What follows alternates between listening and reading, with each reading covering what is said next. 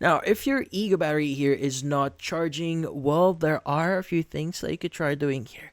So, first things first that you want to do here is you may want to reset your Ego battery. So, what you need to do is want to locate the power button here. So, on the back of your Ego battery, you'll find a small power button. So, this is the key to perform a reset. So, make sure you know exactly where it is before starting. Now, to reset the battery, you'll need to press the power button in a specific pattern. Now, you want to tap it once, and you want to tap it again, and on the third tap, keep your finger pressed down instead of letting go.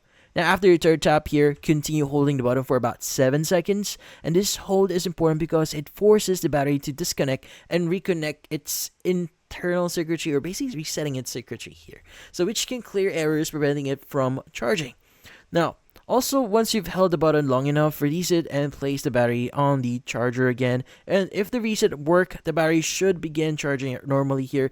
And any red errors that you may be seeing here, or if it's not charging properly, it should be good for now. Now, if the battery here is still refuses to charge after this reset, this could mean the battery cell is too far drained, or there's a deeper fault here. Now, at that point, you may need to test another charger or try jump starting it again and see if that actually solves the issue.